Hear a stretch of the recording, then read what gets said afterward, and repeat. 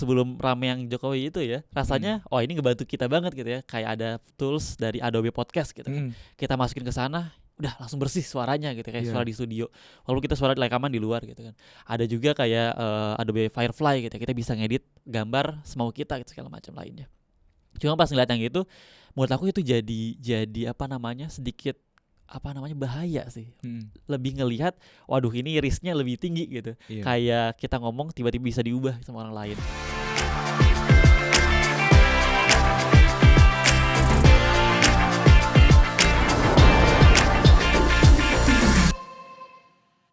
Halo teman pengamat. Kali ini kita balik lagi nih di podcast Langit Opini.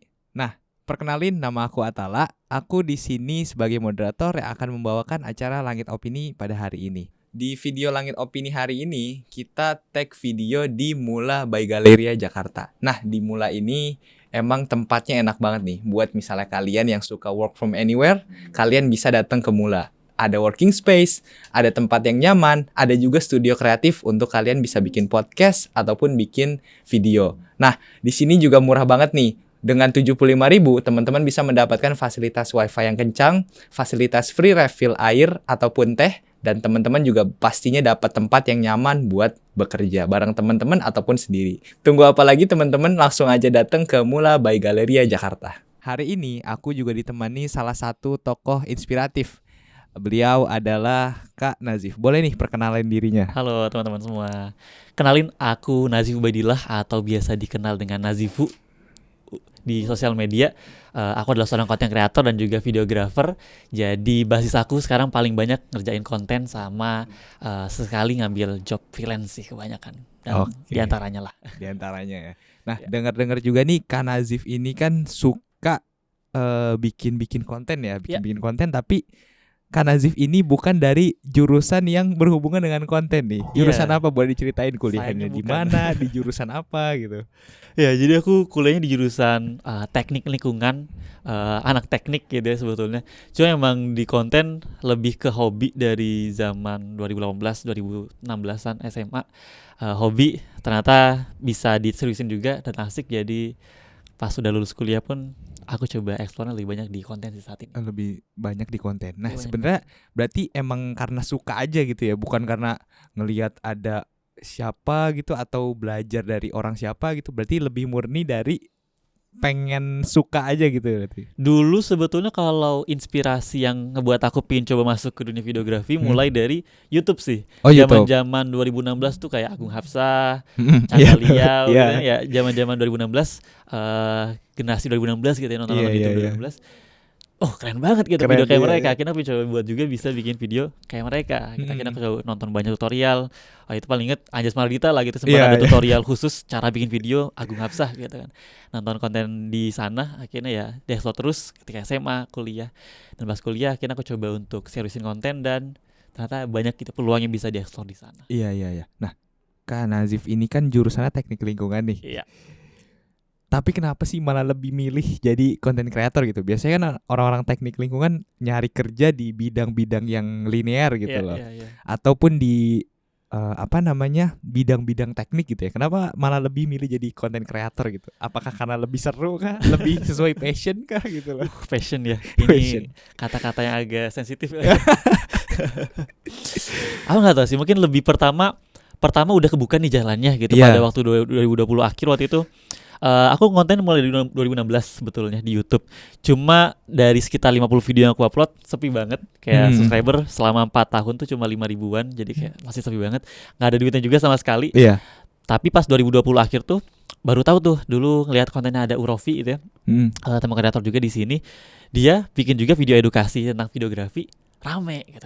Ada juga ternyata orang yang suka konten edukasi di TikTok gitu. Dulu kan TikTok tempatnya ya joget-joget gitu kan. Kayak 2020 atau 2019 ya Bowo sampai di ban kan TikTok. Makanya pas ngelihat TikTok juga ada nih audiens di videografi, akhirnya coba main ke sana.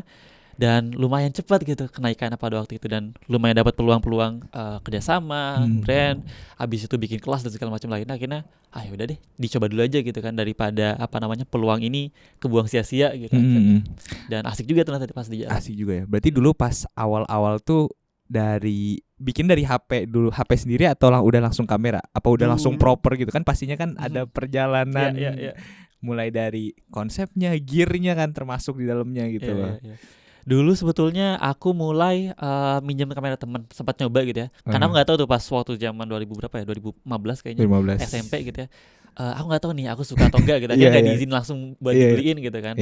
Minjem kamera teman, fotografi, asik. Nah akhirnya ada rezeki berapa bulan setelahnya, setelah minta dibeli kamera yang masih ya lumayan tapi bukan yang paling bagus, 600D gitu Canon.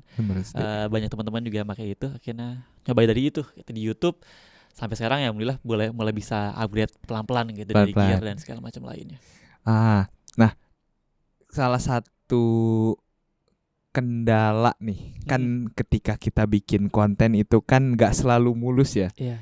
Apalagi entah nanti masalah teknis, masalah gearnya, masalah lainnya itu kan pasti ada ya. Dari awal mulanya nih, kenapa kok bisa walaupun kayaknya cukup berat gitu ya untuk orang-orang awam yang baru memulai itu kan berat juga ya. Nah, apa sih yang kendala yang paling menurut Kak Nazif nih paling jadi batu sandungan banget nih untuk bisa mulai jadi konten kreator ini?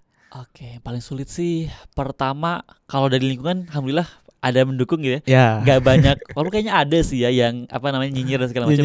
Cuma kebetulan aku di lingkungan yang positif gitu ya, teman-teman yang paling dekat itu ngedukung. Mungkin teman-teman yang lain yang nyinyir kayak gak jelas video apa gitu. Walaupun emang gak jelas ya sebetulnya, tapi banyak yang nyinyir. Sama tantangan yang paling besar sebetulnya di effort sama hasil yang didapatkan gitu. Kayak kita udah ngomongin nih 4 tahun rajin nih, sempat bikin konten 50 lebih dan segala macam. Tapi hasilnya ya masih sepi banget gitu kan. Lebih kayak gitu. Jadi mikir apakah emang possible gitu ini untuk dijadiin karir pada waktu itu. Dan akhirnya ya ketika dimulai lagi, dicoba lagi, dimaksimalkan, dipelajari terus gitu ya, sempat ikutan kelas-kelas juga. Akhirnya banyak gitu ya, teori-teori yang bisa coba diterapkan juga untuk bisa maksimalin kontennya gitu kan. Jadi rasanya pertama sih yang jadi masalah paling utama adalah ketika aku nggak tahu gitu kan ilmunya, knowledge-nya gitu kan. Jadi harus ngebayar ignorance debt-nya gitu kan istilahnya, orang-orang suka nyebutnya. Jadi ketika nggak tahu ya harus belajar dari pengalaman gitu kan. Kalau emang nggak pelajari dari orang yang udah ahlinya. Nah, kalau bikin konten ya tadi kan sempat hampir 50 konten ya. Itu kan pasti dibikin kalau dulu mungkin seminggu sekali atau beberapa hari sekali. Itu ada gak sih bosen gitu? Pasti ada kan ya? Bosen pasti ada. Terus atau semangat untuk aduh bingung nih hari ini konten apa ya, besok konten apa ya. Itu kan pasti udah ada master plan-nya lah ibaratnya gitu. Nah tapi yang paling jadi kendala kan kebosanannya ini. Nah itu ngatasinnya tuh gimana tuh biasanya? Wajar sih ya kalau kayak kita udah mulai nih. Pas awal mulai mungkin lagi semangat-semangatnya gitu kan. Konten ke-10, konten ke berapa 9 gitu. Biasanya udah mulai turun semangatnya kalau gak ada hasil gitu kan. Waduh sepi ini, akhirnya mulai turun. Cuma dulu sih karena emang pembawaannya itu lebih ke arah buat have fun gitu ya. Bukan sebagai aku harus fame, aku harus langsung bisa dapetin 100.000 subscriber dalam jangka waktu sekian dan segala macam. Akhirnya ya lebih santai juga sih, nggak terlalu terpressure harus selalu buat konten dan segala macam lainnya. Cuma justru yang malah jadi sulit itu ketika tanda kutip sekarang udah dijadiin karir gitu. Oh iya benar. Ya kan udah ada hubungan sama uang dan segala macam lain, tuntutan udah lulus kuliah gitu kan. Aduh harus sudah ada penghasilan dan segala macam lain. Akhirnya konten yang dulunya jadi tanda kutip passion gitu ya, sekarang jadi kerjaan yang harus ada tuntutan lebih gitu kan akhirnya. Jadi ya itu sering banget terjadi sih. Nyari ide, nyari semangatnya juga. Cuma akhirnya pada akhirnya aku ulang kembali ke awal gitu ya. Alasan mulainya kenapa gitu kan. Oh ya udah buat have fun. Sekarang aku rasa ini jadi job yang emang pingin coba aku explore ke depan gitu ya. Karena juga fleksibel, enak gitu ya, dan juga sesuai sama apa yang aku suka. Jadi aku coba terusin terus gitu ya. Aku dorong terus gitu ketika lagi ada di masa-masa boredom dan segala macam. Nah, konsistensi ini kan penting ya. Ya, setuju banget. Buat buat bikin konten ini ya. Nah, kalau sekarang itu kan tadi dibilang Kak Nazif tuh banyak yang jadi karir gitu ya. Nah, itu pendapatnya Kak Nazif tuh gimana? Jadi kan ada kadang yang penting gua upload dah yang banyak gitu biar bisa nyampe limit viewersnya di YouTube itu kan ya. Nah itu gimana tuh sebagai mungkin orang yang kan beda-beda ya tujuan kita bikin konten, bikin YouTube bahkan ya. Betul. Kayak ada yang mau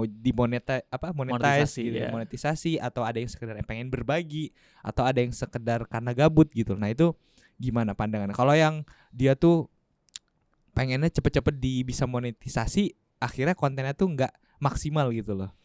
Menurut aku itu hal yang gak masalah gitu ya. Kayak kita tujuannya adalah untuk uang, ya wajar gitu kan. Iya. Ya kita semua orang juga butuh duit gitu kan. Cuma pada akhirnya lebih apa namanya kelihatan juga gitu ya. Orang yang bikin konten itu sekedar hanya untuk nyari uangnya aja gitu ya. Just for the sake of the content gitu ya. Tapi juga ada konten yang emang dia niat gitu ya. Walaupun juga ada tujuan buat nyari uang, ada tujuan juga untuk dimonetisasi, tapi kita bisa lihat gitu ya, apakah dia serius ataupun enggak. Cuma pada akhirnya menurut aku sih itu hal yang wajar ya ketika kita apa namanya maksimalin gitu ya, kayak beberapa kreator lain gitu ya. Juga misalkan kayak buka kelas 3 bulan harus bisa 3 bulan dijamin dapat 10.000 followers dan segala macam lainnya gitu kan. Menurut aku satu sisi itu nge-encourage kita gitu ya. Teman-teman yang baru mulai bikin konten jadi possible gitu ya untuk 3 bulan bisa nyampe hal tersebut, bahkan lebih banyak gitu ya, lebih tinggi lagi. Jadi sangat wajar sih ketika emang kita mulai bikin kontennya lebih terpaksa tanda kutip dengan tujuan-tujuan yang emang tidak apa ya, kalau orang sebut mungkin agak bahaya, tapi tidak murni gitu tujuannya gitu, kayak pengen dapat fame, pengen dapat uang gitu. Cuma wajar banget sih. Maksudnya kayak pas aku mulai pun ya udah aku bikin konten konsisten dulu yang sebetulnya bisa dibilang kualitasnya lagi aku turunin ketika waktu zaman apa namanya 2021 udah mulai kuliah lagi, mulai sibuk-sibuknya kuliah. Dulu target itu setiap hari 1 konten. Cuma karena udah mulai sibuk dan segala macam lainnya belum bisa nyimbangin, kualitasnya aku turunin gitu kan. Demi bisa upload konten setiap hari gitu kan. Iya. Cuma pas aku lihat ulang, pertama gak ada fulfillment juga di aku. Jadi kayak pas konten ya udah ngedit just for the sake of ngedit gitu. Gak ada enjoyment lagi di sana. Terus pas upload pun sepi juga gitu kan, karena orang juga mungkin bisa ngelihat gitu kayak ini nggak ada isinya biasa, kita ada kutip gitu ya, biasa gitu isinya. Jadi ya lebih ke arah situ sih. Nah kalau Nazif ini kan salah satu content creator ya, lebih fokusnya tuh di apa? Di fotografi kah, di desain kah, atau di videografi? Mungkin boleh diceritain kayak hasil kontennya, atau misalnya mau lihat portofolionya gitu, hasil kontennya tuh di mana gitu loh. Aku basis utamanya di videografi sih. Dulu di tahun lalu fokusnya di video produk dulu sebentar. Sempat buka juga agensi video produk, cuma akhirnya sekarang rasanya aku pengen coba lagi fokusnya di edukasi gitu, edukasi videografi sama edukasi konten kreasi sih. Jadi mungkin kalau teman-teman kepo aja gitu ya, mampir di Instagram banyak sih, nanti bisa diperhatikan, ada akun khusus juga buat video-video travelnya. Di website juga ada sih beberapa portofolio kerjaan yang udah pernah aku buat, nazifu.com. YouTube ada juga berarti? YouTube ada, cuma sayangnya belum diaktifin lagi sih sekarang. Belum diaktifin lagi, ya. Lumayan sulit sih ternyata ngedit YouTube. Nah, kan sebagai konten kreator ya yang basisnya video, apalagi zaman-zaman sekarang ini kan lagi marak banget tentang teknologi penggunaan AI. I see. Kayak baru yang kalau kita lihat kemarin ya teman-teman ya, Pak Jokowi itu jadi ngomong bahasa Cina gitu kan. Nah itu kan kalau mungkin bagi orang-orang seumuran kita ya, orang-orang milenial awal atau Gen Z itu kan tahu, itu bisa aja editing gitu loh.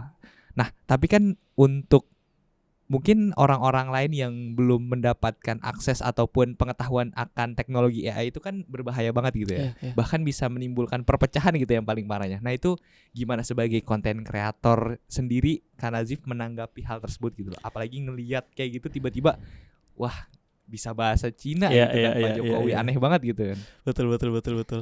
Pertama sih dulu awal tahun ini ya 2023 itu mulai naik ya AI. Awal-awal aku lihat AI nggak ada apa namanya, masih berantakan gitu, masih nggak rapi dan segala macam lainnya. Jadi kayak ya udahlah santai gitu. Cuma akhir-akhir ini tools AI luar biasa gitu. Cuma rasanya sebelum rame yang Jokowi itu ya, rasanya ini ngebantu kita banget gitu ya. Kayak ada tools dari Adobe Podcast gitu kan. Kita masukin ke sana, udah langsung bersih suaranya gitu, kayak suara di studio. Walaupun kita suara rekaman di luar gitu kan. Ada juga kayak Adobe Firefly gitu, kita bisa ngedit gambar semau kita gitu, segala macam lainnya. Cuma pas ngeliat yang gitu, menurut aku itu jadi apa namanya, sedikit apa namanya, bahaya sih. Lebih ngelihat, waduh ini risknya lebih tinggi gitu. Kayak kita ngomong tiba-tiba bisa diubah sama orang lain. Ada juga tools di mana suara kita, terutama kita sebagai content creator gitu ya, kita banyak membagikan suara kita ke internet, itu bisa diambil sama orang, di trend di AI-nya, bisa dinyeret sama mereka gitu kan. Itu bisa disalahgunakan gitu kan. Makanya terutama karena belum ada regulasi yang lebih memperjelas ini seperti apa gitu. Jadi banyak dampak negatif tapi juga banyak dampak positif sih aku rasa. Nah, kalau AI ini kan sebagai content creator kan pasti bersinggungan juga nih. Nah, ini membantu enggak sih? membantu dalam pembuatan kontennya kah, atau dalam pembuatan videonya dan semacamnya gitu loh. AI kayak gini. Ya, aku pribadi udah mulai sih nyoba pakai AI. Dari nyari ide, edit gitu ya. Nyari ide standar lah mungkin ChatGPT gitu ya. Aku banyak brainstorm pakai ChatGPT karena emang ngebantu gitu ya. Aduh, lagi stuck nih ide, walaupun banyak ide-ide yang menarik, cuma kayak butuh tambahan brainstorm ide gitu ya. Bisa nyari di sana dan lumayan kebantu gitu ya. Habis itu kalau dari editing tadi sih Adobe Podcast gitu ya. Habis itu kalau di podcast itu ada namanya Autopod gitu kan. Itu dia langsung edit tuh. Bukan cuma sekedar ngilangin suara heningnya doang, tapi kayak kamera dari 3 kamera bisa langsung dipindah-pindahin gitu kan sama mereka, dan itu menurut aku ngebantu banget sih. Cuma yang tadi yang agak bahaya, yang agak serem tadi sih. Kita bisa diambil suaranya, dipergunakan sama orang lain dengan tanpa izin gitu, itu agak sedikit serem gitu sih. Ada ngeri-ngeri juga berarti agak ngeri-ngeri sedep gitu ya. Nah, kan ngomong-ngomong tentang AI juga nih ya. Dampak negatifnya sendiri ini, kita udah ngelihat banyak orang yang ketipu. Banyak orang yang bahkan kayak sekedar kita ngomong aja kan orang gampang banget percaya gitu ya. Sebagai content creator ada gak sih semacam, kalau kita jurnalistik kan ada kode etik gitu ya. Nah, sebagai content creator kan ini bebas banget ya. Belum ada regulasi yang mengatur, belum ada ketentuan yang mengatur tentang penggunaan AI ini. Nah, sebagai content creator tuh gimana sih kebijakan diri kita sendiri akan menanggapi hal tersebut gitu loh? Ya, pertama sih mungkin ada 2 sisi ya. Misalkan kita as a content creator, pertama ketika kita mau put up something on the internet gitu ya, kita mau ngasih share sesuatu, ya harus kita cross check berkali-kali gitu kan, apakah emang info yang kita berikan valid gitu ya. Terutama kalau teman-teman yang bikin kontennya seputar hal yang lebih sensitif gitu ya. Mungkin kalau kita di videografi mostly nggak terlalu banyak hal yang banyak hoax yang beredar, walaupun sesekali ada tapi nggak terlalu banyak gitu ya. Tapi kalau kayak di news dan segala macam lainnya itu agak sedikit sensitif gitu ya, banyak hoax yang bisa beredar. Jadi ketika mau put up something, kita harus betul-betul cross check apakah info yang mau kita sampaikan itu udah info yang benar gitu kan, dari sumber yang kredibel. Itu juga sama gitu ya ke audiens ketika menerima informasi lebih lagi gitu kan. Dulu mungkin kita cek ulang apa ini beritanya bagus, ya udah gitu bisa diterima. Tapi sekarang kita harus cek berkali-kali gitu ya. Kadang berita juga pas lagi masukin artikel, sesekali mungkin masih ada yang kecolongan gitu. Makanya kita harus lebih hati-hati dengan info yang kita terima. Betul-betul kita cek ulang gitu ya, apakah emang ini benar atau enggak gitu. Kayak Jokowi tiba-tiba bahasa Mandarin itu kan, kalau dari kasat mata kita nggak kelihatan gitu kan, itu bukan Jokowi gitu ya, ternyata. Jadi lebih ke arah itu sih, emang harus betul-betul kita cross check dan cek ulang. Kalau content creator juga kan pastinya memperhatikan trafficnya medsos gitu ya.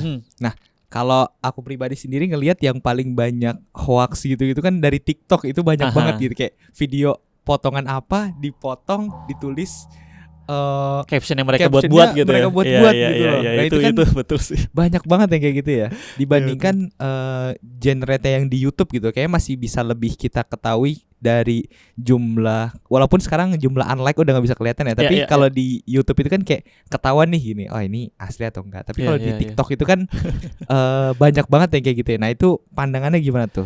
Iya, pertama sih aku rasa karena TikTok ini entah ya, ini dia kayak semacam ngebuat sesuatu yang baru, FYP-nya gitu ya. Dengan program distribusi mereka itu betul-betul bisa ngejangkau sesuai minat kita gitu kan, apa yang kita suka. Jadi kayak sangat-sangat cepat distribusi konten di sana gitu kan. Jadi konten-konten yang random pun kayak kemarin sempat viral tuh. Ada ibu-ibu lagi naik motor sama anaknya, orang bikin video direkam secara nggak izin gitu ya. Terus dikasih lagu-lagu sedih gitu. Padahal itu ibunya kaya gitu kan. Itu anaknya lagi bosan naik mobil terus, naik motor gitu kan. Tapi malah dipakai lagu-lagu sedih yang memutarbalikan fakta gitu. Itu masih di segi yang lucu-lucu mungkin ya. Tapi ada orang lagi makan sendiri, dia lagi me time gitu kan. Tapi tiba-tiba direkam, kamu bersyukur lah masih punya teman gitu kayak. Cuma lebih ke arah karena TikTok juga tadi distribusi dia cepet gitu. Jadi emang sulit juga gitu ya untuk bisa ngurusin hal tersebut sih. Jadi kita balik lagi gitu ya, sebagai audiens harus lebih kritis, harus lebih ngecek ulang gitu apakah yang kita terima emang udah betul. Pas mau kita buat konten pun ya harus kita bikin konten yang emang jelas gitu ya. Misalnya kemarin lagi rame tentang topik-topik tertentu, ya kita cek dulu nih apakah emang itu fakta yang mau kita angkat bener gitu atau enggak gitu. Apalagi menjelang tahun-tahun politik gini ya. Terus ada AI yang misalnya mengajak nggak memilih salah satu calon atau menjelekkan itu kan ngeri banget ya. Nah, tapi secara keseluruhan AI itu di kemudian hari ya mampu nggak sih menggantikan peran dari konten kreator itu sendiri gitu loh. Konten kreator ya. Mereka bikin apa ya? Ibaratnya ada orang pakai menggunakan aplikasi atau AI gitu. Jadi udah bikin sendiri gitu loh. Nah, di kemudian hari kira-kira bakal mungkin nggak itu terjadi? Possible sih kalau aku lihat dari kecepatan perkembangan AI. Kayak tahun lalu nggak ada gitu kan. Kita bisa ngubah bahasa dari kata dari mulut kita gitu ya. Bukan cuma bahasanya doang gitu, tapi emang bibir katanya mimiknya diubah persis gitu ya. Kayaknya mungkin, cuma lebih ke arah yang emang belum bisa di recreate sama AI tadi gitu ya. Personality-nya gitu kan, sisi kreatifnya. Cuma rasanya emang saat ini masih optimal kita jadikan tools, tapi kalau resiko dan ancaman masih ada sih. Makanya kita harus terus adapt gitu ya dengan lingkungan sekitar, dengan teknologi yang kita punya saat ini. Gimana nih kita bisa maksimalin ini untuk hal positif gitu ya. Sama kita juga harus tetap ngedorong gitu ya, mungkin harus ada regulasi yang lebih diatur gitu kan, biar AI nggak jadi sembarangan gitu kayak tadi, apalagi politik gitu kan, buat kepentingan agenda pribadi disalahgunakan gitu. Misalkan suara dari public figure diubah gitu, misalkan siapa tiba-tiba seolah-olah mendukung salah satu calon ataupun menjelekkan calon lainnya gitu kan, itu bahaya gitu kan. Nah, AI juga ini kan sebenarnya banyak manfaatnya juga, banyak juga ngerinya juga gitu kan. Nah, lebih spesifik di konten kreator itu sendiri banyak terbantu. Nah, tapi apakah akan menurunkan kualitas value dari konten kreator itu sendiri ketika terbantu dengan banyak AI-nya gitu loh. Kayak misalnya mau bikin skrip, tinggal pakai chat GPT gitu kan. Atau mau bikin video, malas nge-tag, tinggal pakai AI gitu kan. Terus sound tinggal generate gitu loh. Nah, itu bakal menurunkan kualitas dari si konten kreator itu sendiri nggak? Bisa nggak kira-kira? Iya sih, betul banget. Karena sekarang tuh kalau rame di YouTube tuh kalau tahu ada namanya video AI generated gitu ya, AI automated gitu. Jadi videonya full dibuat sama AI. Cuma emang kualitasnya hancur, maksudnya masih jelek banget gitu ya. Akhirnya YouTube pun bisa ngedeteksi gitu ya, kalau video ini tuh emang dibuat sama AI. Akhirnya emang nggak bisa dimonetisasi gitu ya. Jadi teman-teman yang pakai AI buat automated gitu ya, nggak bisa gitu kalau mau fully. Mana pada akhirnya AI ini cuma bisa digunakan sebagai tools aja gitu ya, untuk memudahkan gitu ya, membantu gitu ya, buat nyari ide gitu ya. Tapi akhirnya ketika buat mendistil ataupun juga mengkurasi kembali ide tersebut menjadi ide yang lebih matang, itu tetap harus ada tangan manusia gitu ya, biar ada lebih kualitas yang emang kita tetap jaga gitu kan. Pas edit pun sama gitu ya.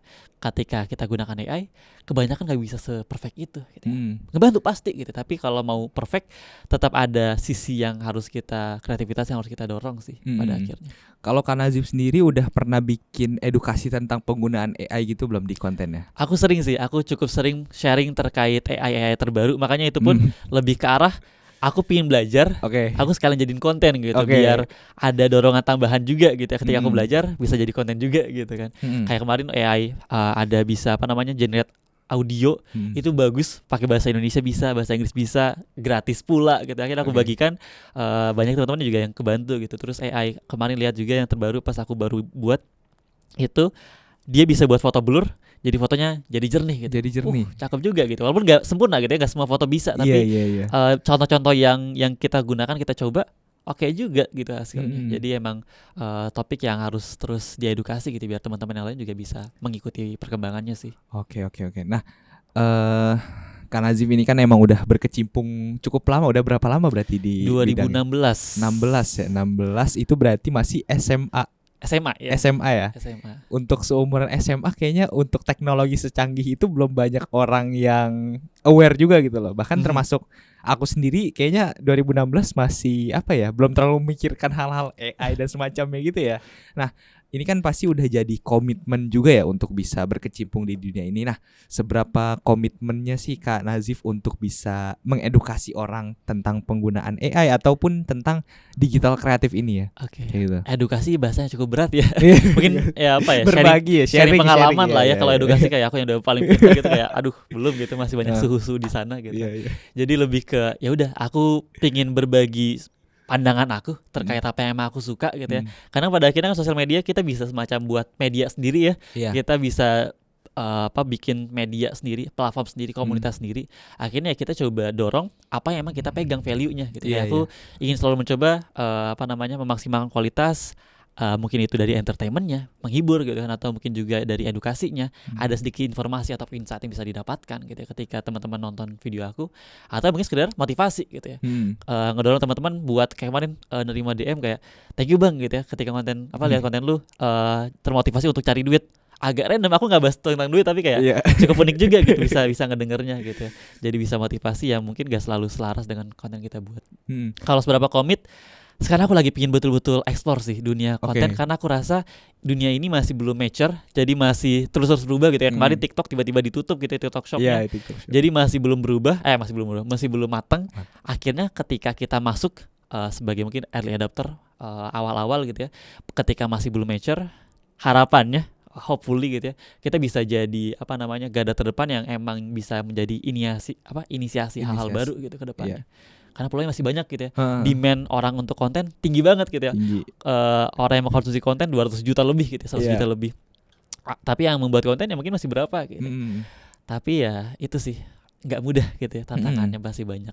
Terutama untuk konten edukasi bukan konten yang mudah ya. Kayak di TikTok pun rekan-rekan yang di bidang edukasi banyak yang mengeluhkan gitu ya, bahwa aduh kok sepi ya. Mungkin lebih kita evaluasi diri sendiri aja dulu mungkin ya. Apa nih yang mungkin kita bisa coba explore, cara-cara gimana buat ngebungkus konten edukasi menjadi menarik gitu kan. Biar gak kalah juga gitu sama konten-konten yang isinya ya apalah gitu. Nah, sebagai misalnya nih ada konten kreator pemula gitu ya. Selain nonton atau ngikutin kontennya Kak Nazif ya. Nah, tips buat pemula tuh apa sih biasanya tuh? Apa yang perlu dipersiapkan gitu loh? Untuk buat kayak mereka mau fokus buat jadi konten kreator gitu loh, atau sekedar video edukasi dan semacamnya gitu loh. Apa sih yang perlu dipersiapkan selain niat kayak gitu? Iya, yang selalu aku sampaikan sih, aku suka dengan quotes, aku lupa itu kayaknya kata-kata dari Tim Ferriss, salah satu penulis buku yang menarik banget, 4-Hour Workweek gitu ya. Dia menyebutkan bahwa baiknya we choose the game for the long term gitu ya. Kita pilih game yang bisa kita mainkan untuk jangka panjang gitu ya. Jadi jangan cuma kita ambil keputusan hanya untuk jangka singkat aja, misalkan bikin konten yang emang lagi viral aja gitu ya. Tapi memang kita lihat kita mau jadikan ini sebagai apa gitu ya. Goal akhirnya 5 tahun ke depan apa gitu ya. Kadang kita terlalu overestimate sama yang kita bisa lakukan 1 tahun ke depan, tapi terlalu underestimate gitu sama yang bisa kita lakukan 5 tahun ke depan gitu. Makanya kayaknya coba explore gitu ya. Alasannya kenapa gitu ya, teman-teman mau mulainya. Cuma kalau udah yakin untuk mencoba mulai, ya udah gak usah lama-lama gitu ya. Tentuin topik yang mau dibahas, tentuin topik yang mau coba diangkat, mulai terus, explore terus, jangan takut untuk gagal gitu ya. Malah kegagalan itu yang akhirnya membuat kita banyak belajar gitu kan. Semakin banyak gagal, semakin banyak belajar. Terutama di konten kayaknya resiko ataupun juga bayaran ketika kita gagal rendah gitu ya. Misalnya kalau buat orang buat bisnis, ketika gagal rugi ratusan juta gitu. Tapi kalau di konten gagal 1, 2, 3 konten, ya udah rugi apa? Rugi waktu paling gitu, rugi tenaga gitu. Gak banyak yang yang kita kita rasakan gitu ya, dibanding dengan yang lainnya. Kalau bikin konten nih, contohnya kalau orang kerja itu kan dapat gaji gitu loh. Terus satisfying-nya itu ketika dipuji sama atasannya gitu. Nah, kalau konten creator selain untuk bisa monetisasi, satisfying-nya konten creator tuh apa sih? Pertama sih aku nggak pungkiri ya bahwa ketika ada viral, itu asik sih. Itu kayak ada video yang kita buat dan banyak respon terutama respon positif, itu asik. Negatif pun lumayan lucu ketika kita lihat ya. Kayak waduh, ini orang so tahu gitu, tiba-tiba komentar negatif di akun aku gitu ya. Oh udah gitu. Pernah berarti ada yang ada sih negatif. 1-2 gitu. Enggak sih, sempat ada yang banyak juga, cuma ya jadi lucu juga pas ngeliatnya. Padahal enggak gitu, cuma ya udah. Viral sih itu juga tetap enggak dipungkiri ngebuat kita ada dorongan eksternal yang kita rasakan gitu ya.